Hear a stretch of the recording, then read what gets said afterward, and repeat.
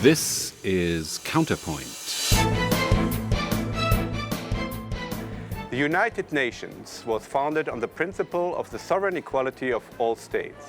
But one country is clearly less equal, Israel. I was a member of our delegation for human rights that visited UNHCR during the General Assembly.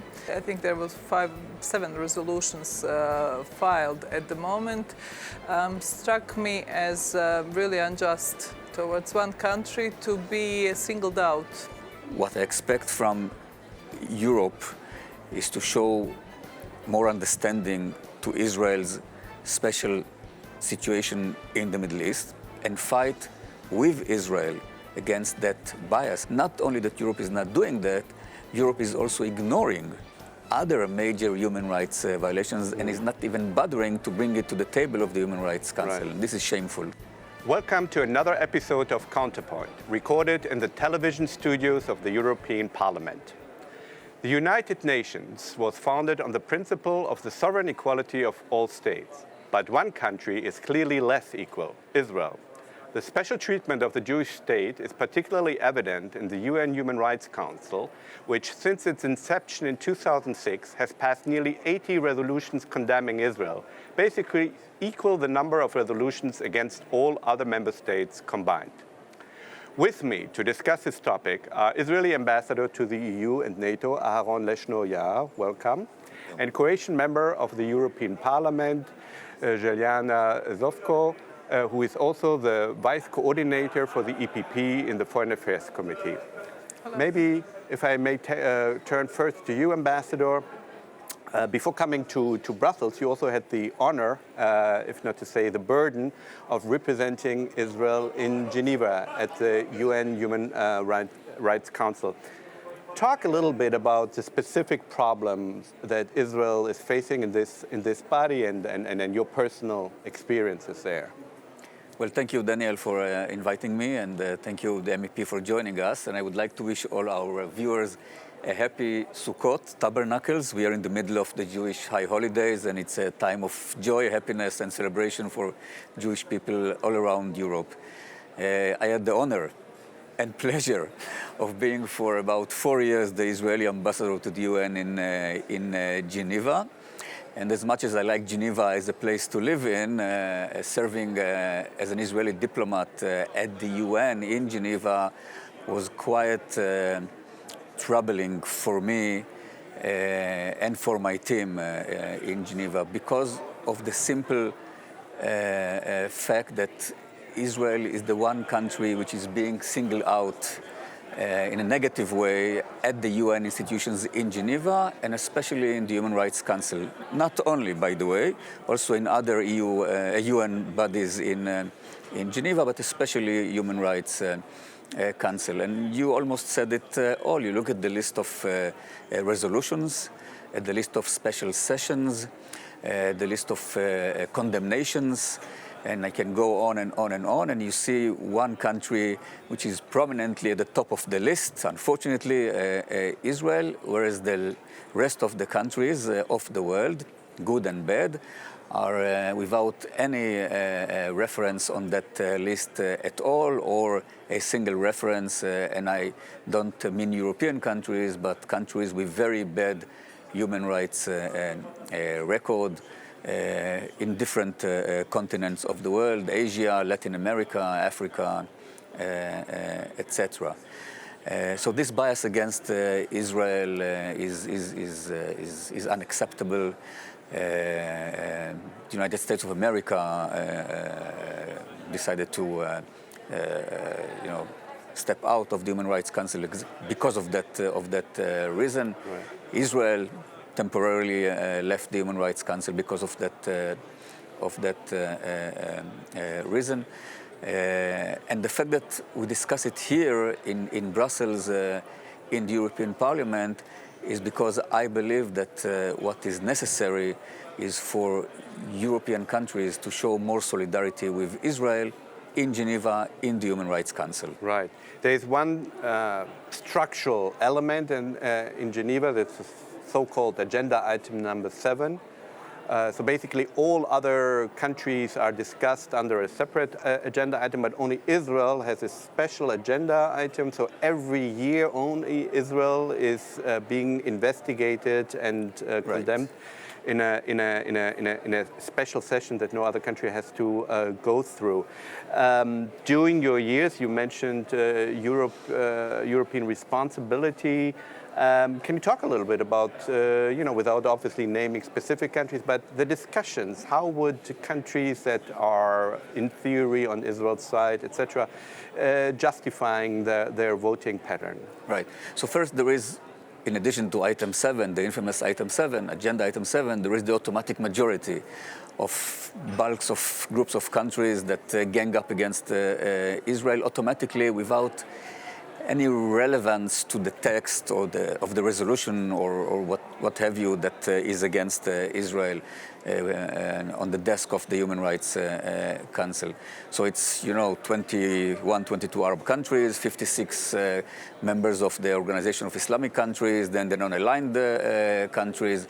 So there is this ready-made majority that will always vote against Israel, no matter, by the way, what is the nature of relationship between Israel and those countries bilaterally, individually, outside the field of Geneva.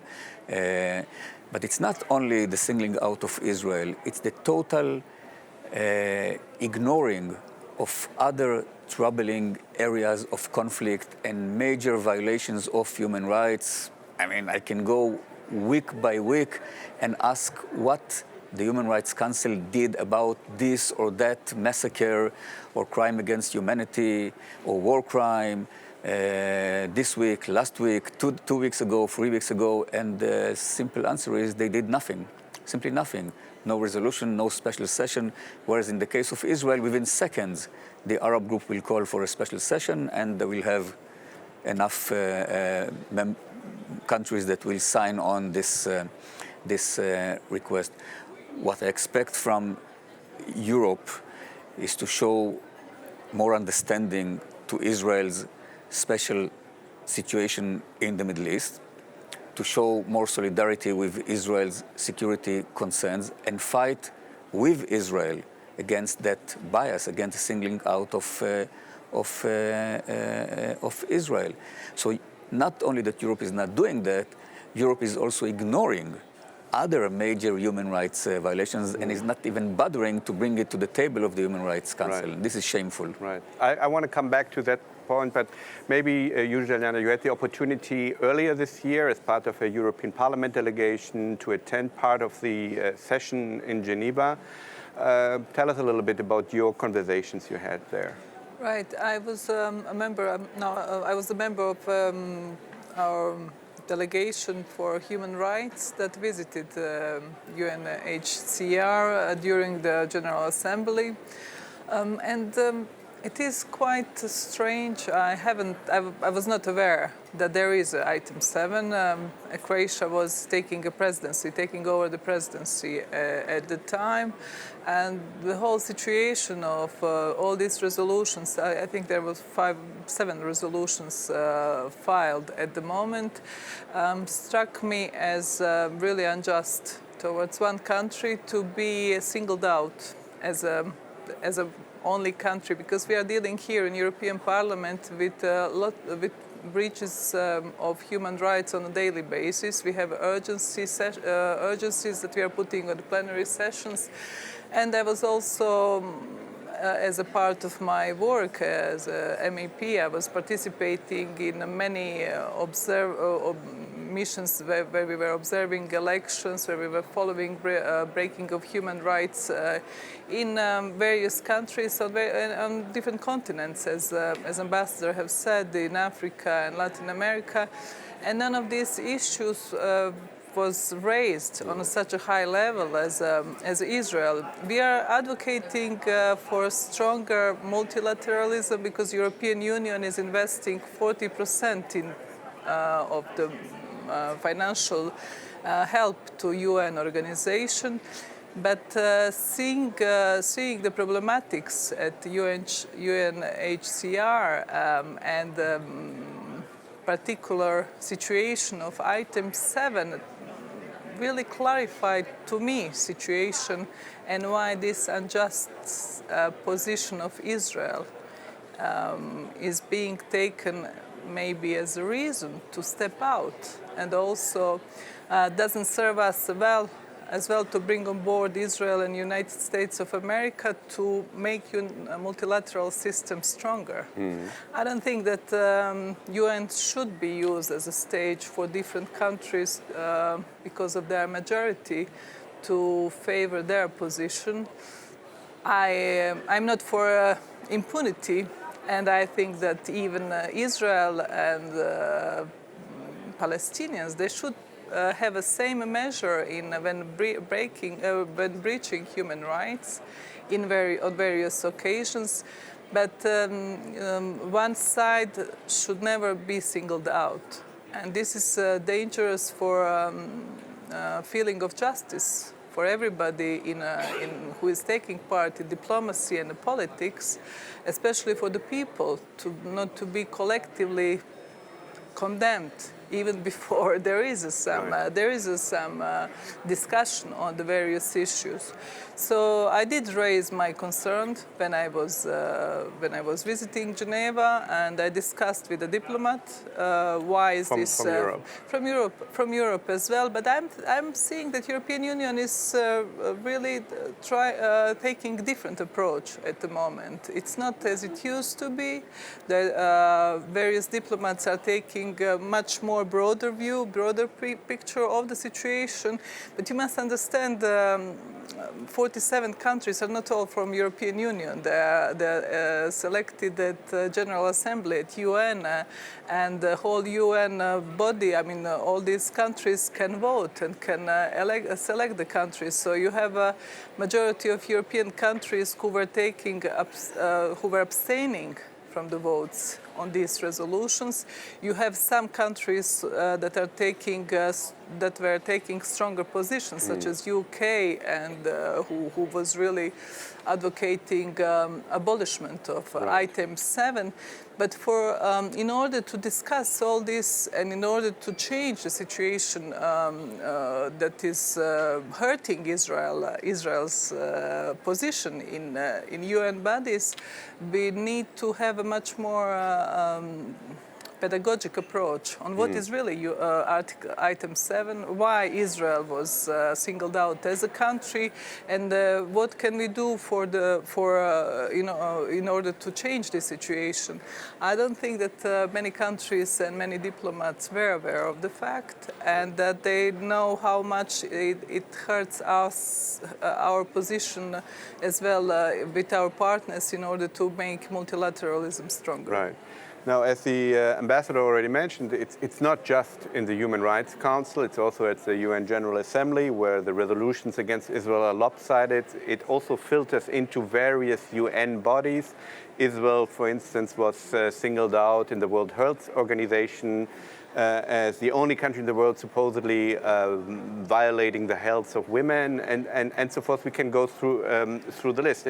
And you rightly said that the European Union member states don't necessarily have collectively always the votes to change the situation, but obviously their votes count more. It's, Europe is seen as a moral arbiter, and of course also because of its financial support, it could do more if it were to come to a unanimous conclusion that this is an unjust system.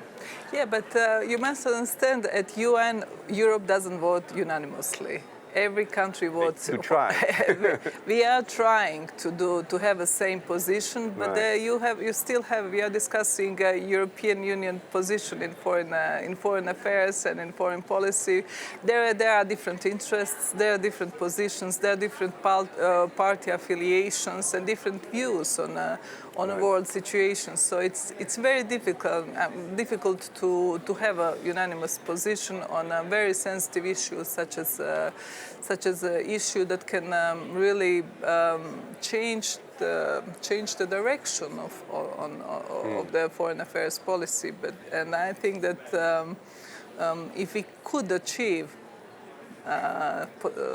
unanimous position on this issue, it would help us a lot to make our cause for strengthening multilateralism much greater, because we need to improve our transatlantic cooperation, we need to improve our cooperation with Israel, we need to make aware European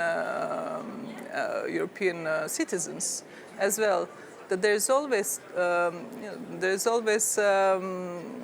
that they need to be informed as well what we are discussing and what is at stake, and we need to bring back all our partners to UN organization, to UNESCO, to UNHCR, and it's not good to have somebody feel disenfranchised, feel unequal, feel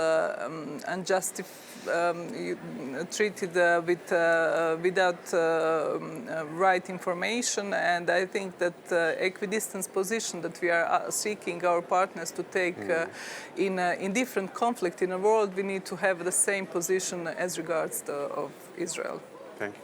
Ronnie, are you hopeful that we will see in the next couple of years maybe some major improvement, particularly when it comes to the European voting record on Israel? Well, I think that European voice counts. In fact, when it comes to Israel, this is almost the only voice which counts. We pay attention to what Europe is saying and how Europe is behaving. And this is why we invest a lot discussing this with our European partners. I once defined it as the moral minority. Democracies are not a majority at the UN, but our voice is more important than the voice of the non-democratic countries. Now, I think that the Human Rights Council needs a major reform, which is impossible to achieve at this point of time because of the automatic majority of the non-democratic countries at the UN. And it is true that the EU has perhaps 1/3 of the seats in the Human Rights Council, but again, those are the seats that we take more seriously, and we listen to our European friends. And you're right, Israel is not, we have no immunity, and we're not above the law, but we want to be treated as everybody according to the law. So what I think that, so the only way to reform the Human Rights Council is to simply, in my opinion, form another Human Rights Council of the democracies of the world. I cannot really, frankly, indicate even one real achievement that the EU achieved at the Human Rights Councils throughout the years that I'm watching the Human Rights Councils. I think since 2006 when the council was established. Not even one real achievement, not even one real life that you saved by your engagement with the Human Rights Council. Which is, I think, it's a shame. Indictment, and let's not forget that this council is already an attempt to reform. Kofi Annan, the late Secretary General, abolished the predecessor, the Commission for Human Rights, for exactly the same reasons that we are now discussing, that it is biased, politicized, and not doing its job. Let me, for the last round. And you mentioned it. I mean, Europe always emphasizes the importance of multilateral organizations and multilateralism. Now, the fact that Israel is being singled out is not just damaging to Israel, it is damaging to the credibility of the entire organization, which is supposedly based on equal rights. But as we have also discussed, part of the consequences of spending so much time on Israel and for other reasons, real human rights violators are not being investigated, and we have a situation at the Human Rights Council that the worst human rights violators sit council and use it to cover each other, where Venezuela, Saudi Arabia, China, Russia, they all sit there, Qatar, and make in many ways a mockery of the system. So again, not just as sort of in the interest of improving relations with Israel, but in the interest of the multilateral system. ought this not to be also maybe also a priority for this House to take on and demand from the EU real reforms? Yeah, I mean, we are demanding this constantly, and this should be done as long as European Union is biggest contributor, financial contributor, and it's financing this organization.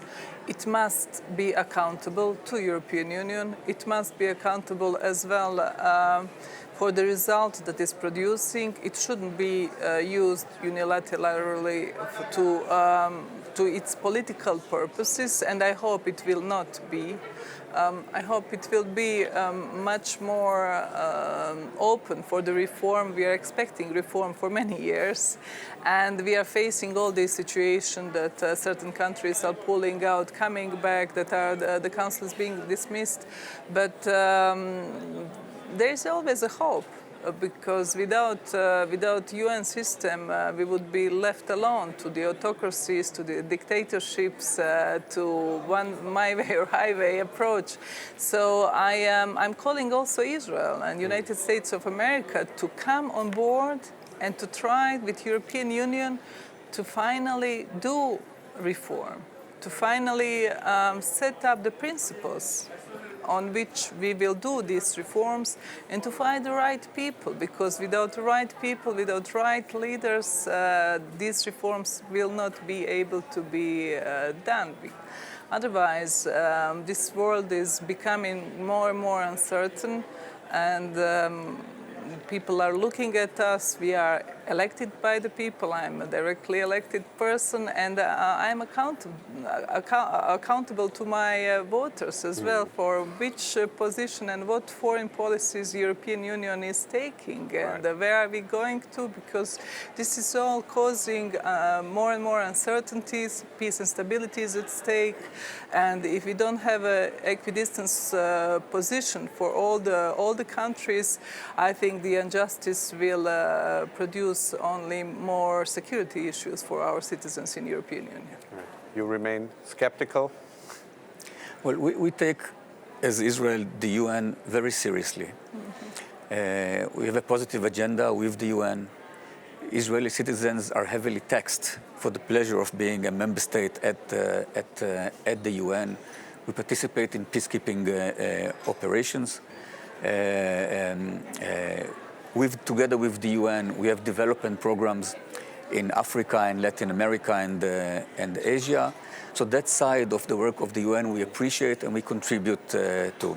At the same time, I think that we have together work in order to fix what is wrong with the UN system, starting with the Human Rights Council in Geneva. I would like to see the UN first more active when there are major human rights violations not related to Israel. And there are so many in recent weeks, months, and years. I haven't seen the EU even once initiating a special session at the UN in 2019, 18, or 17, as if nothing bad took place in this world.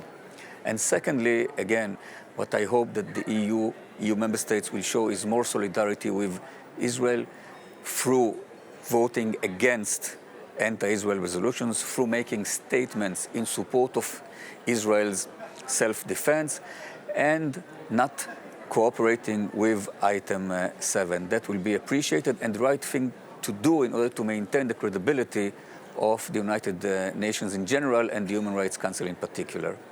Well, thank you both for joining us. Thank you for watching, and please tune in back, next month for another episode of Counterpoint.